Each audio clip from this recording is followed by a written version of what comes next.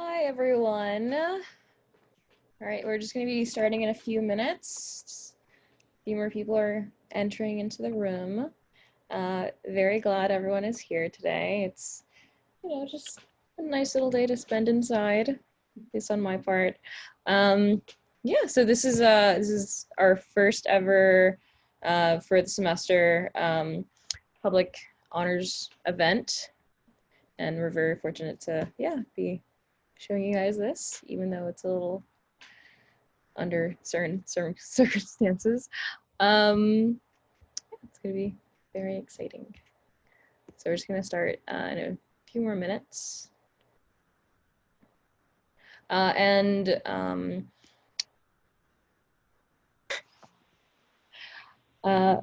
so the biggest question for today is going to be, why is that the mere mention of public speaking sending shivers down your spines, while nearly 75% of people indicate a fear of public speaking? Your fellow Honors College students are here to provide you with tips and tricks to effectively give a presentation and on speech. To give a presentation or speech. And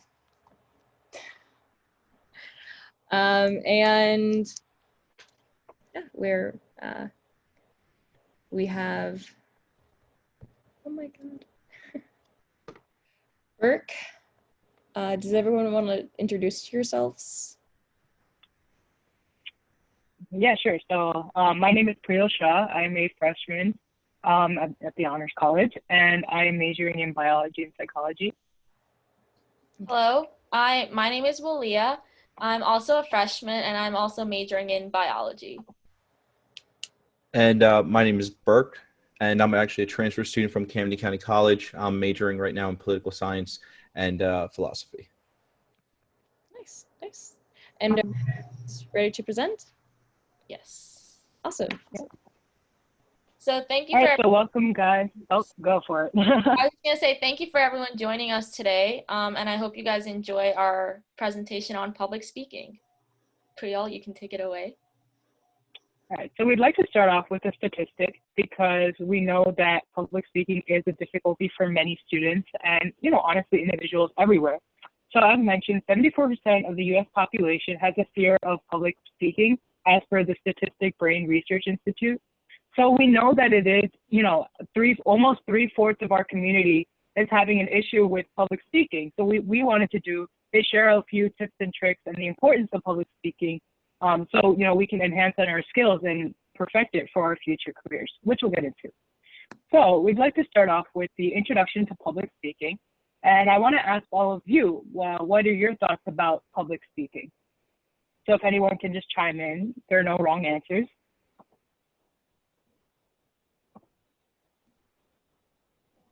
Anyone? You guys can type it in the chat. Yeah, okay, confidence. Anybody else have any inputs?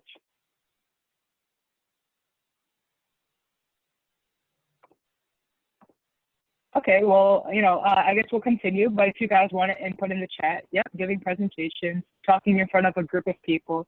Yeah, these are all really good ideas. I guess you do have a, basic understanding of public speaking. Yep, professionalism. Great.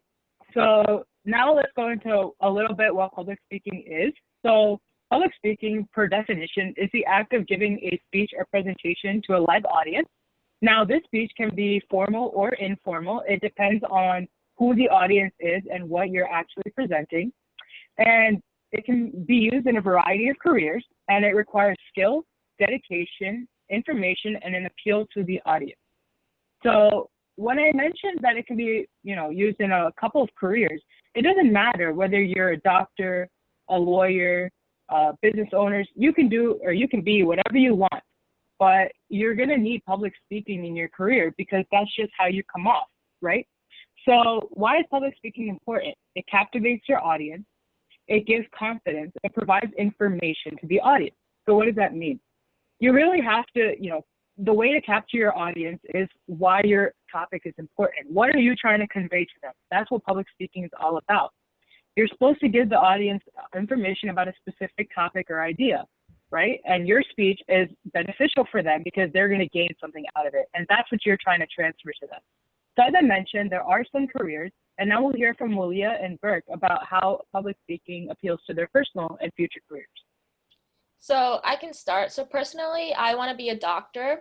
And I know that a lot of times when you go into a science field, say you want to go into research, a lot of times you have to present your research proposals and your research ideas. And anytime you do a lab, you want to sort of communicate those results with other people. So in order to do that effectively, public speaking obviously plays a big part in conveying your results from an experiment to fellow colleagues. So that's why public speaking in terms of like healthcare and science fields could be really, really important and beneficial. And I know for me, I'm a non-traditional student. I guess they say that. After high school, I went in the workforce for the first 10 years of like first decade, and I went from blue collar work to white collar. I was a general contractor. I worked at Kmart on a forklift, and I finally got a job at American Heritage Federal Credit Union. I was a bank teller, and so I made this so steps up, and then all the while realizing the importance of being able to speak confidently. We had somebody in the chat speak of the importance of that, and how we were saying it doesn't matter what field you are in. It doesn't even, I know we pointed to the white collar, but even the blue collar jobs, those working with their hands and stuff like that. Problem is, like, you always need to be able to have your voice.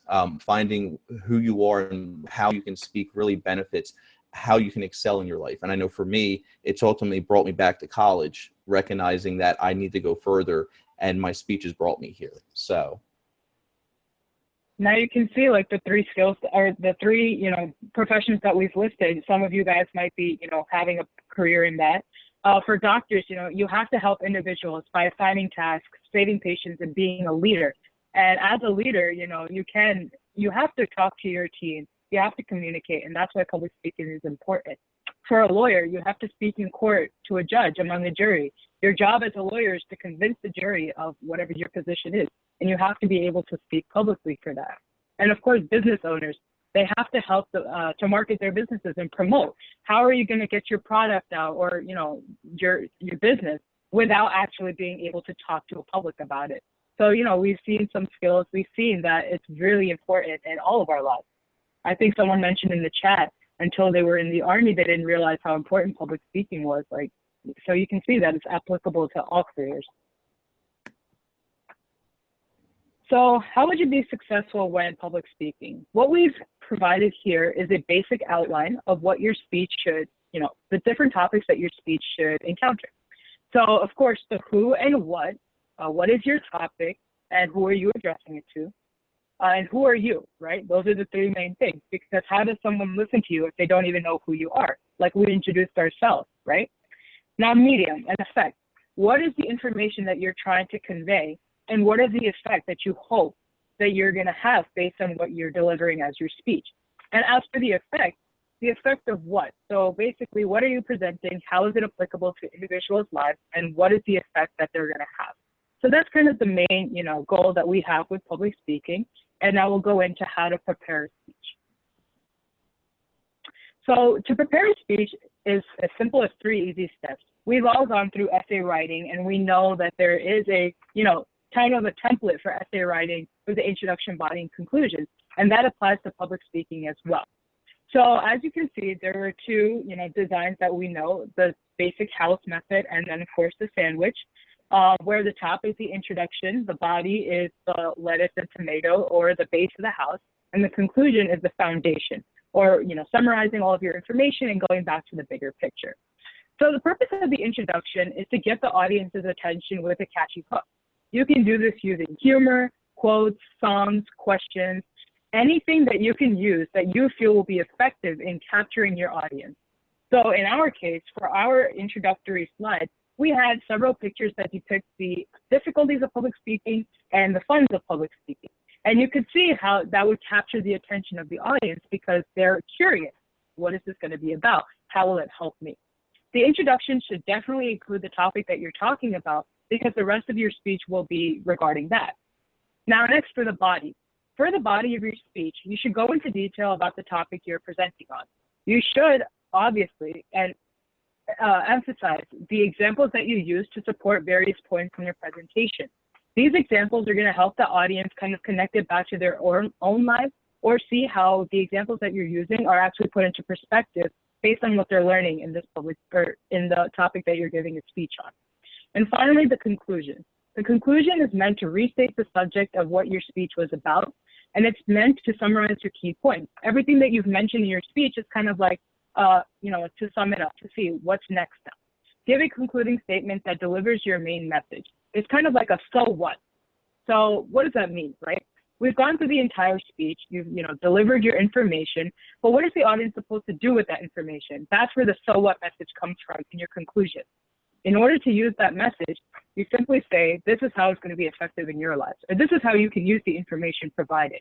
That's the so what, and that's it. 3 easy steps. So now we're going to go into the importance of tone. But before we start, we have sort of an example for you guys. So we're going to have both Burke and Priel say the same sentence, but they're both going to use 2 different tones. And while you're listening to them both say the sentence, I want you guys to listen on the differences between their tones. And then at the end, you can write it in the chat box. You can write what the differences were, and then which tone or which person you would be more interested in listening to, or continuing to listen to the rest of their presentation because of their tone. So now one of you guys can start. I can. I guess I'll start because I'm the non-fun one. So today we're going to talk about the importance of tone and how we'll be giving you tips on how to make your tone more captivating. So I guess I'll go now.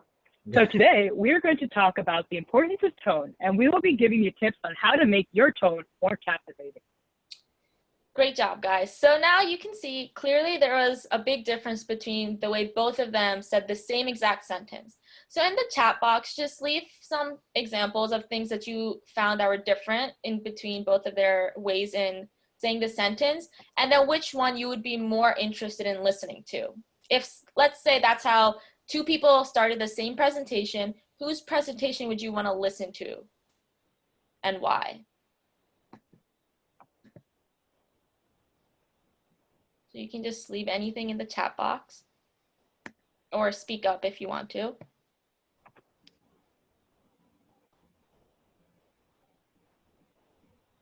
Exactly, yeah. Priel definitely had a lot more excitement in her information.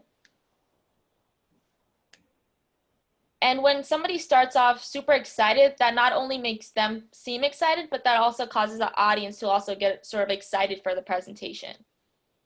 Exactly, Burke's tone was really monotone. And I'm sure you guys have heard of the term monotone before, and we're going to be talking more about that too. So yeah, there seems to be a general consensus that people would want to listen to Priel's presentation because of the way she used enthusiasm in her tone. So now let's begin the importance of tone. So first, what is the purpose of tone? So setting the tone while public speaking is really important for 2 key elements. First, it establishes the speaker's attitude toward the presentation. So like Priel in her example, she was really excited about the presentation. So that sort of established her attitude towards it. It gave the audience the hint that she was really excited about what it is that she's going to talk about. And 2, it also establishes how the audience is going to perceive your overall message, which are 2 very important key elements when you're giving a presentation or a speech. And I really like this graphic that I included here. So often you might think that the most important part about any presentation is the content or the words that you use. And while that is really important to a presentation, it's actually the smallest part. The 2 other parts that make up a presentation that are very important are your tone of voice, which is 38% of a successful presentation, and your body language, which is 55%. And I'm going to talk more about this later on. So tips on how to have a captivating tone. So first of all, like we saw in Burke's example, he used a very monotone voice. So what are the drawbacks of a monotone voice? So first of all, the biggest thing is it can cause your presentation to seem very dull and boring, even though your content might be very interesting. So if you're talking about something that you're passionate about, something that you think is very interesting, but you're talking about it in a really monotone, boring voice, it's not really going to seem interesting. So you want your voice to match up to how excited you are about the topic. And so there are some really easy ways on how you can avoid using a monotone voice. So the first thing is speak loud and proud. So this is really important because it shows your confidence in whatever content it is that you're talking about. It establishes your credibility as a speaker. Because let's say you're talking in a quiet voice, you're really shy, and you might be nervous. We all are nervous when we give a presentation. But what that does, what the quiet voice does, it lowers your credibility because it makes people think, oh, maybe this person doesn't actually know what they're talking about. Maybe I shouldn't listen to them. So that's why it's so important to use a loud and proud voice to establish your confidence and your credibility as a speaker. And the third thing that you can do is you can add fluctuation in your voice. So fluctuation is really important because just as you were to write an essay, you would add different sort of punctuation marks. You would add a comma where you wanted somebody to pause. You would add an exclamation mark at the end of a sentence if you wanted to show enthusiasm, or at the end of a question, you kind of raise your voice at the end. So you want to add that fluctuation to keep your audience attentive. Let's say if you're using a monotone voice and some of your audience members start to zone off, if you start adding fluctuation in your voice, that can sort of bring them back to you and bring their attention back as well. So the second tip is pace. Pace is very, very important.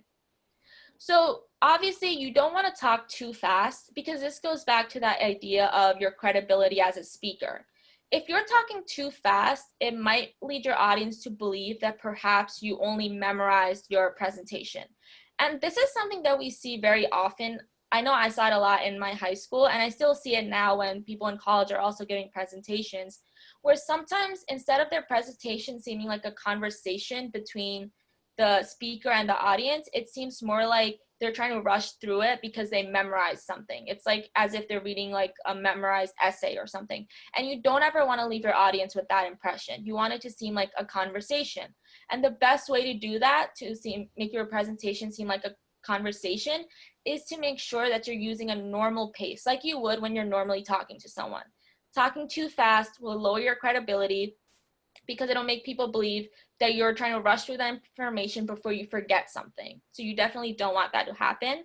And then also when you use a normal pace, you add clarity to what it is that you're saying, and then you can easily do that by articulating your words. So pace is very, very essential in giving a good presentation and having a captivating voice. So this is not so much a tip as it is why tone is important.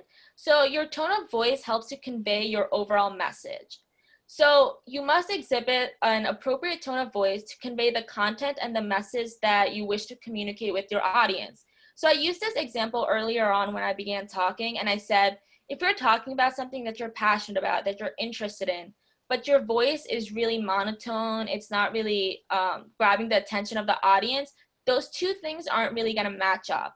So you want to make sure that your tone matches to how excited you are about your topic, so it catches the attention of the audience. And an easy way to do that is you can pause before emphasizing important words or two different ideas. So if you pause between an idea, that gives your audience a chance to reflect on what you just said and also prepare them for what you're about to say. So pausing, I feel, is one of the most important things that you can do to emphasize important words and concepts. And the final tip we have is nonverbal communication, which is also hand gestures and facial expressions, overall your body language. So if we go to that original graphic I showed, body language is 55% of a successful presentation. And I really like this image here too. You can see in the middle, you have what an ideal body language is. It's expressive. And you probably noticed I've also been using my hands a lot because I feel like that also helps to calm your nerves a little bit, but it also helps to express your ideas and your enthusiasm for your presentation. So on one side, you have somebody who's really stiff. Now that can contribute to that person seeming like they're really nervous, again, lowering their credibility. And on the other hand, you have jazz hands, which are really distracting. So you want to use a middle ground when you're using hand gestures. You don't want it to be super stiff, but you also don't want it to be distracting. You always want your hand gestures and facial expressions to enhance your presentation, not take it away, or not take away from it by being distracting. And hand gestures and facial expressions will help create energy in your presentation, which is what we really want. Because if you have energy, then your audience is also energized, and they're going to be more likely to be in tune with your presentation rather than zoning off. All right. Excuse. Now it's my time to pick up with confidence in college. What I can say for this section, with the previous two sections, they were really built around a formal presentation, and the importance of actually being able to provide that kind of presentation in a formal setting. When I completed this section, I think to Sherry's point, I found public speaking important outside of college, and I really found my voice throughout, my as I was working. So confidence in college, but outside of college also, and that asterisk we'll get to towards the end of the selection, or towards the end of the section. So the first point that we want to go over is understanding stage fright. And I, by no means, am a biologist or biology major. What I can say is, in the most layman's terms, I'll preview this, but thankfully my two colleagues, they are master biologists or in the process of being them, so they'll get into more specifics. But in a layman's terms, that first anticipation, that stage fright, it's in our biology. It's really the physiology of our anxiety. And the part of our brain is called the limbic system, also coined the lizard brain. It's the fight or flight mentality, that kind of survival mechanism that kicks in immediately. It's anticipation, either good or bad. And this is kind of where the distinction has to be made, because you can be excited for something, going to a party, going to a friend's house, especially nowadays, that's good anticipation. On the other end of the coin, you have bad anticipation, a public speaking presentation. You didn't study for a test that you're about to take, but your brain your brain understands both those things in the same exact way. It's how we think and perceive it afterwards, once we feel it, to where we can take control of it. And Walia, Priol, if you'd like to jump in and get a little bit more specific. You're right. So I'll cover more of the biology aspect of this, and then Walia will continue with the psychological aspect. So what happens during the fight or flight response from a biology perspective? In response to acute stress, which is what you may be feeling right before you're going to give a speech, the body's sympathetic nervous system is activated due to the sudden release of hormones. And the sympathetic nervous systems stimulate the adrenal glands, and this triggers the release of catecholamines, which includes adrenaline, noradrenaline, and dopamine.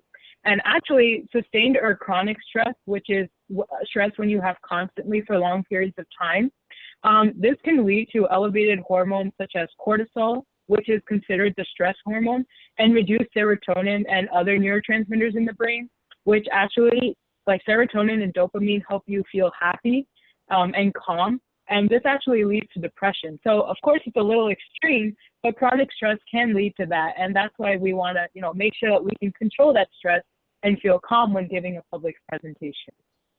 Yeah, so as Priyal said, I'm going to be talking about the psychology behind this. And something that I've already learned in college, and I'm sure I'll learn more of, is that a lot of times biology and psychology kind of go hand in hand. So how the psychological aspect of the fight or flight response, as Priyal was mentioning, your sympathetic nervous system, when that comes into play, your heart rate increases, you start breathing really fast, which can increase your nerves, and that can cause you to obviously sweat. You often get like sweaty palms when you're giving a presentation, but all of that kind of comes from your head. Everyone, when you go into a presentation, you should just know that everyone, no matter who it is, they're nervous before they give a presentation. But there's a way to channel those nerves to actually motivate you, and so you do better, rather than making your nerves something that holds you back when you're giving a presentation. So you want to get in that mindset of, all right, I am nervous, but it's okay, because I'm going to channel my nerves into motivation rather than something that's going to hold me back from giving a good presentation. So that's a little bit of the psychological part of the fight or flight response. That's perfect. And that's really a great foundation, to have to when we go to the next slide, where once you have the understanding built and the fundamental understanding, again, that, this is just something that your brain feels it and you get to think from it. Now let's look at overcoming communication apprehension. Again, this goes back to the anticipation aspect, the apprehension before you're about to speak. This was actually a term that was coined by Dr. James McCroskey. November of 1970 in the Monographs Journal. Communication apprehension's definition I have in the bottom right is an individual's level of fear or anxiety with either real or anticipated communication with another person or group of people. I felt utilizing communication apprehension as a term over something like public speaking anxiety in a more broad and general aspect. In the first slide, we pointed out that 74% of people feel some type of that apprehension. So I felt like going with a more general term will broaden the aspect to see that it really does cover almost anybody and everybody. And the way that we can work to overcome it is really in 5 steps. The first starting with preparing and not procrastinating. This really goes to Priyal's first section, you know what I mean, of making sure everything that you do, you have it outlined. You have a formula, you know what you want to say, you know how you want to say it, you know what end you're attempting to get across. Again, having that information allows you a toolkit where you can now take that to the next step, which is practicing. You know, and then at the same time, having patience with yourself. I know for this presentation myself, I practice it again and again and again, and I'll keep on practicing until the very minute that we actually started this presentation. You know, and I had patience with myself of, I'm going to mess up, and I did mess up, and I'm messing up currently during this, but that's okay. You know what I mean? Because you just want to keep going forward, you know. And then the third step is understanding who you're speaking to.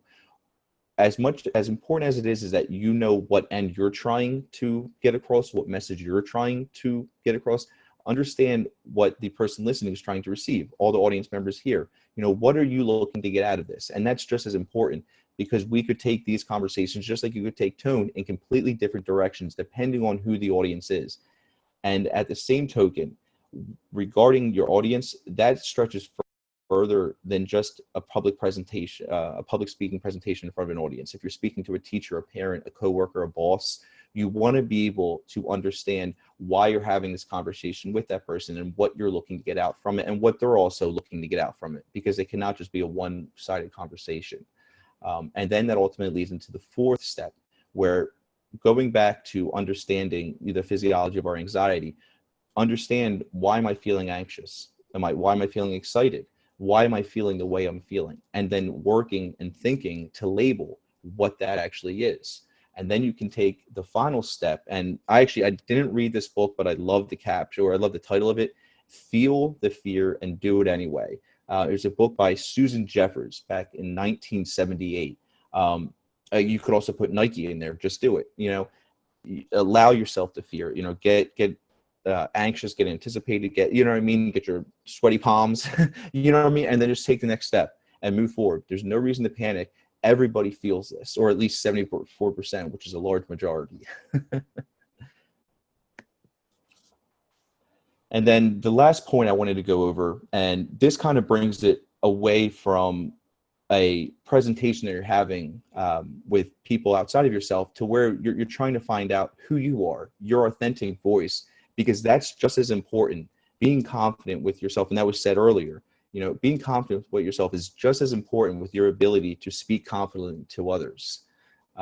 And we'll see further, you know, how this does really include everybody in the next slide. It was really interesting. It was a journal article I found online by the International Journal of Indian Psychology. It was aimed at the correlation between distress, self-esteem, and public speaking. This was done in June of 2019. The authors were Christina Ferrari and Bajahe R. at Christ University in Bangalore, India. And what their findings was that it correlated, that there was a direct correlation between public speaking anxiety and self-esteem.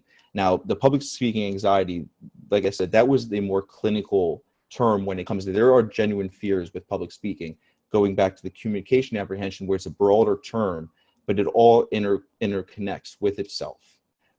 And what I found the most interesting thing about this study was the target audience. And you would assume it was on students, but this was actually for teachers.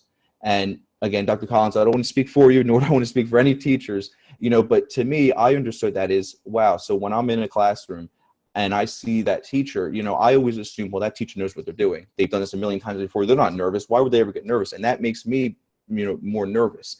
But understand that, and this holds true for parents, bosses, everybody, again, going back to that 74%, when you're in a class of 30 and you have a teacher who makes 31, you're not just saying 74% of that 30, make sure you include that teacher, because we're all in this together. We're all people. We're all just trying to speak our, again, finding our authentic voice. If anything more with what's going on, everybody's speaking through a screen, having that confidence to speak, and you can see the importance of what self-esteem really is. And it's a confidence in one's own ability and worth, so when you look at public speaking in a larger aspect and not just a formal presentation, what it really can provide you is a level of value. You see yourself as this is why I'm here. This is my purpose. No matter what you're speaking of, no matter what you're doing, if you're going for biology, if you're going to be a chemist, if you're going to be a plumber, if you're going to be a lawyer, you can do anything. Everything leads to your voice and you being able to speak up and being able to speak fluently and confidently about that. And then even if you were to strip away the idea of, well, self-esteem, I can have self-esteem internally, but just looking at esteem as a general concept is that which is reflected and determines our relationship with ourselves, others, and the world itself. So public speaking, to some extent, to me, is as important as math and science because of what it can provide you in terms of confidence and a sense of direction, a sense of who you are, why you are, and what you're doing here, And this is where the asterisk actually comes in, because I want to correct myself. When I first made this, when I first started this, I found the word confidence in college, like lines up, meat and potatoes. Like everybody wants to be confident. Confidence leads to self-esteem. I want to have great confidence. And I was doing a little further researching, and I found it was an article in Psychology Today by Dr. Neil Burton, Self-Confidence versus Self-Esteem. And what he found was that self-confidence alone cannot outweigh self-esteem. The importance of that is the fact that what is confidence? Confidence is in the realm of the known. Let's say you play a sport. Let's say you go to school, what we're all doing right now. You study for that test. You practice for that sport. You're going to be confident come test day or come game day. You're going to do good. Why? Because you practice. Courage, and this is what Dr. Neil Burton was pointing out, courage rests in the realm of the unknown. Right now, this is my first semester at Rutgers Camden. I've never met anybody that I'm speaking to or working with. You know what I mean? This is a completely unknown aspect. You know what I mean? So it's important that it's not so much just about confidence, but courage. It's uncovering courageous confidence in who you are. You know what I mean? Why are you here? What is your purpose? And that doesn't have to be something grandiose and amazing. And it doesn't, like, you don't have to change the world. You just have to be confident in yourself. You could change one person and that would be more than anything, or you can change yourself and that would be everything, And I want to finish on this one quote because I think it kind of just ties everything to some aspect, where the courage to speak and the confidence to be each give to our esteem that very light which shines bright and gives back what we put in. Speak, for your voice is unique and free. Such allows you to be all you want and will to be. We've gone through this presentation, and Priol talked about the importance of outlining, formulating. What are you looking to get across? Again, the interesting thing about a message, and when I took my public speaking class, I noticed that is you have the sender, you have the receiver, and you have the message. That's everything that is included in a message, whether or not you're speaking one-on-one, whether or not you're speaking to 100 people, 1,000 people, 1,000,000 people. There's the sender, the receiver, and the message. Having an outline and having a format to what you're doing and why you're speaking the way you do is so vital. Then it goes to Walia's section with the tone of it.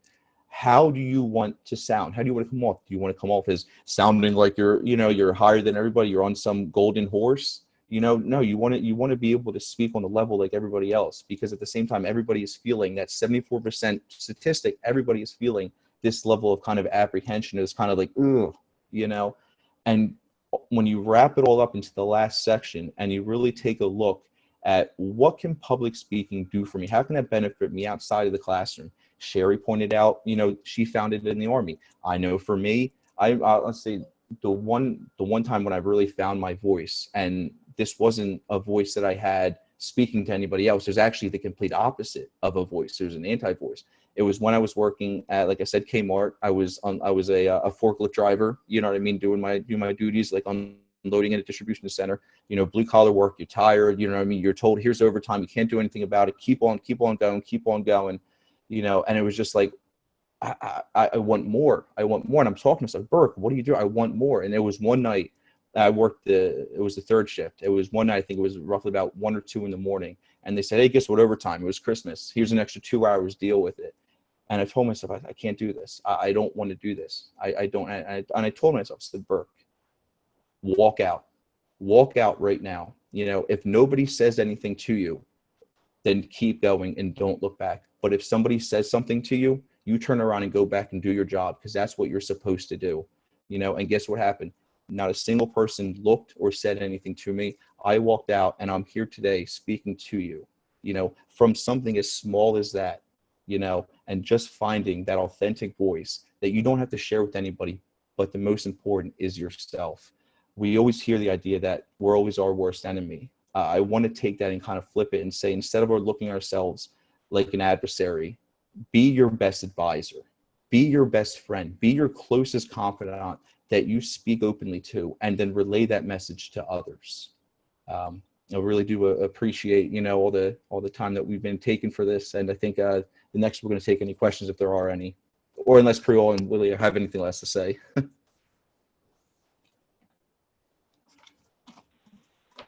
No, I think that was a great ending. If you do have any questions, you know, put them in the chat. Feel free to unmute yourself. We're not experts, but we're here for you. I'm really happy that you guys joined, because I really feel like public speaking is one of the most like important 21st century skills that people should just have. Because as you saw from our presentation, you can use public speaking and apply it to so many different careers in your life and throughout your life. So it's really good that you guys are, you know, joining us to sort of learn a few tips from us. I mean, like Priel said, we're not experts, but we thought it would be really important to sort of convey what we know about public speaking to the rest of you.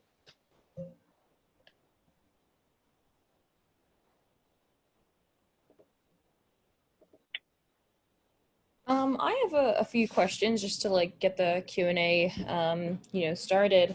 So are there any public speaking differences within like age groups, you know, for audience setting or tone? Yeah, what do you guys think? So I think I can speak in terms of audience and in terms of who you're actually addressing with age group as well. So I began, you know, officially we can say public speaking when I was in second grade. You know, I was delivering a speech in front of high schoolers and it was a competition. So as a second grader, you know, I'm going up against 9th, 10th, 11th, 12th. What position do I have?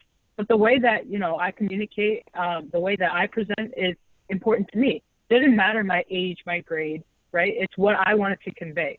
So in terms of structure, in terms of what you're delivering, as long as you are confident in what you're presenting, doesn't matter what age you are. It's the same structure that applies to everyone. And at the end of the day, you know, at least for me, the high schoolers were shocked that a second grader could talk in the same manner that they could, or maybe another level. And so, you know, it's just the amount of confidence, as Burke said, that you have in yourself that you can convey. I think Leah can speak more about tone. Yeah, I was going to say, whatever type of presentation or speech you're giving, I think it's always really important to keep in mind your audience, because you want to sort of form this like connection between you and your audience, and you want to seem relatable to them.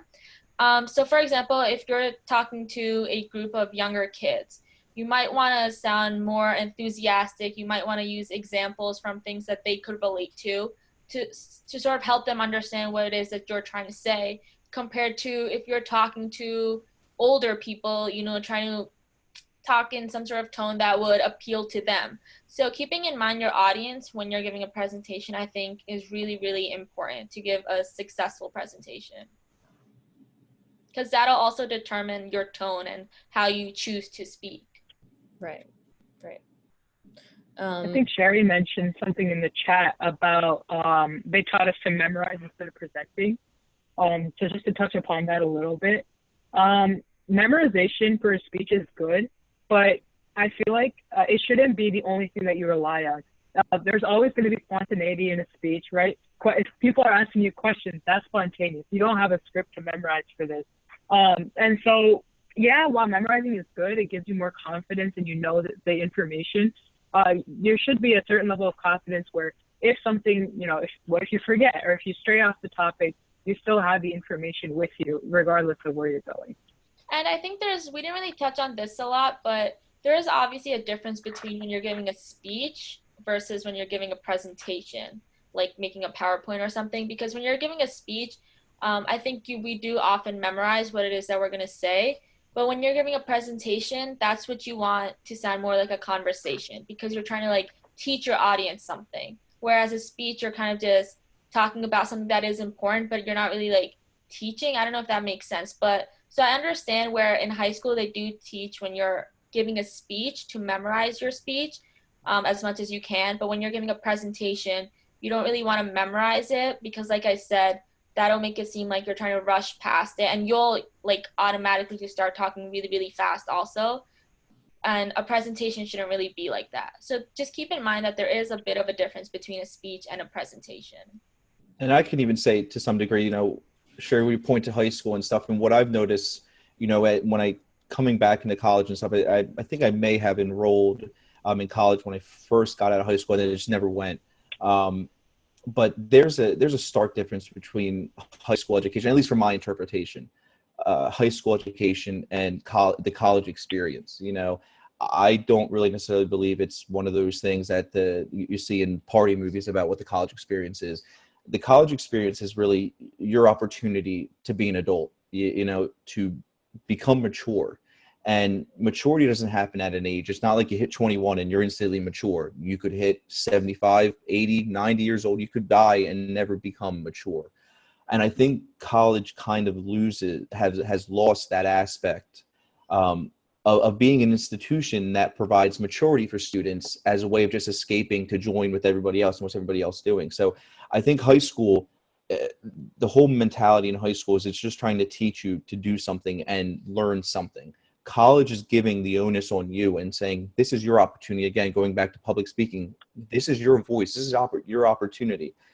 We have, 13 people in here. I remember in my law and legal class, and I actually think, and I apologize, sir, if I say your name wrong, but Matek, you may actually be in my law and legal class. Not in my group, but in my law and legal class, I remember I spoke with them and I was saying, like, we're the next generation. Like this is our especially nowadays with everything going on, we have the opportunity to speak up. You know what I mean? You hear your voice is your vote. You know what I mean? No matter what you believe, speaking up in this time, and our generation has so much on our plate. It's funny. I was actually talking to my law and legal professor the other day about this. I'm going to make a sort of grave assertion. We have more on our plates today than the founding fathers did when they created the Constitution and the Declaration of Independence. That may sound extreme, but what we have as a generation, as a young generation to go through, if we don't have a voice and we spend all of our time just stuck staring at a screen and going on what we have right now with the virus, there's not that ability to kind of come together as a community. It's important to do these Zoom sessions, stay on video, always speak up, especially when you're with when you're in a class and stuff like that. Play the video if you have the ability to, because it really is. If we just kind of pass the buck, unfortunately, I can tell you, and I apologize for saying this, but I didn't find the ladder when I was in the workforce, be it blue collar or white collar. The ladder didn't exist, and I'm not trying to scare you away from once you graduate college. You know what I mean? But this is your opportunity to put your foot down and say, this is who I am.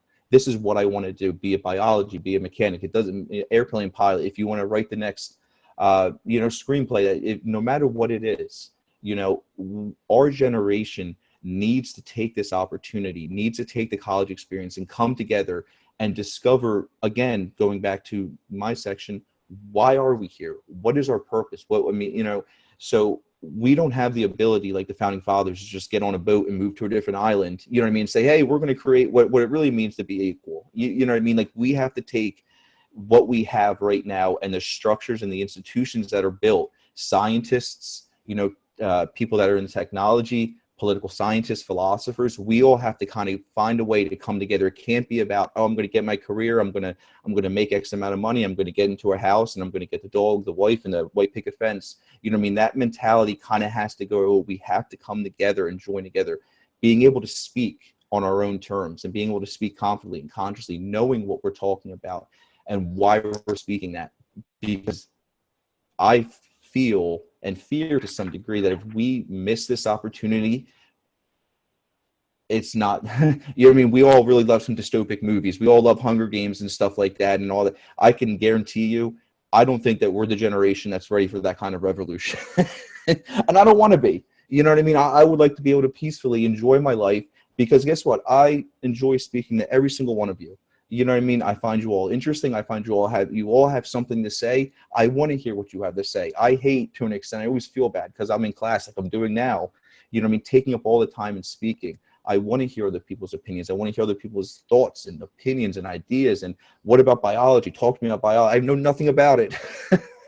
You know what I mean? You just, wow. So it's a great opportunity for us in our generation. Take public speaking, take the college experience, meet people. You know, that's really where you can thrive, is through connections and relationships, you know, more than just knowledge, more than just high school, more than just memorizing. You know what I mean? It's the connections that you make with people. It's the words that you speak that lasts much further than any degree, you know? In case anyone was wondering, Burke is again a political science and philosophy major. Small, right? Nothing. It's not that big, but I mean, what's crazy is, no, you think, I mean, it's just conversation. You know what I mean? And I think what's hard is I can tell you, I was very self-conscious. You know what I mean? I was not confident in myself. I never really, I mean, again, depending on where you grow up and you mean it's interesting to talk about know your audience. You're all in the honors college. You know what I mean? So you're like, Priol, you were saying you did, I think, a public speaking presentation in second grade. In second grade, I was playing with action figures. You know what I mean? Like I never, like, I didn't develop my voice until my early 20s. It's never too late to find your voice, just like it's never too late to go to college and stuff like that. But it really is. I mean, it's such an easy thing, really. I understand. You know what I mean? The kind of fear of speaking up. I get the sweaty palms, the nervous tummy, and everything like that. I get the, you know what I mean, uncomfortable bellies and all that kind of unfun stuff. But just do it. Yeah, because everybody wants to speak. You know what I mean? Like, don't hide away. You're somebody. You're everybody. You know what I mean? You're anybody, and that's what's the most important thing after all. I definitely appreciate that.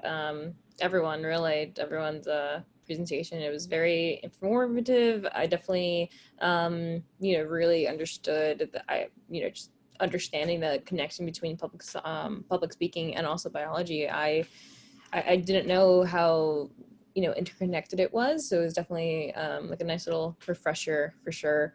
I really appreciated it. And, we do have about, a few more minutes, about 5 more minutes of Q&A if anyone has any leftover questions or any comments or anything like that. So you can either unmute on your mic, or you can even type it in the chat box.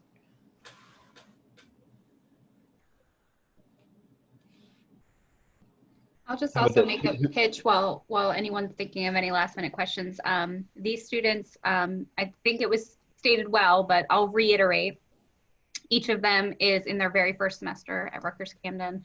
We sent the call out to the entire Honors College community to ask for students to present a talent that they think that they have. And these 3 students all responded saying that they like to share information about public speaking. And so that's how this presentation evolved. We will have an entire series of student spotlight events that Sabrina, our student intern, is going to host all semester long. So you can look for one each month in this fall semester. And if you yourself or maybe a friend of yours has a talent that you think would be worth creating a presentation around, please do share this information. Burke, Walia, and Priol did an excellent job. They're doing our very first ever event. And again, the fact that they're brand new to this whole thing. I mean, I think they did a fantastic job, and I hope that, you guys could see yourselves doing something like this as well. So. Yeah, and the best part about these spotlights is it could be about anything. So and the next month is going to be about sustainability. So really just any interest of yours, or even like a project that you're working on at your internship or job, or really anything. Like that's probably the best part about these spotlights. Yeah.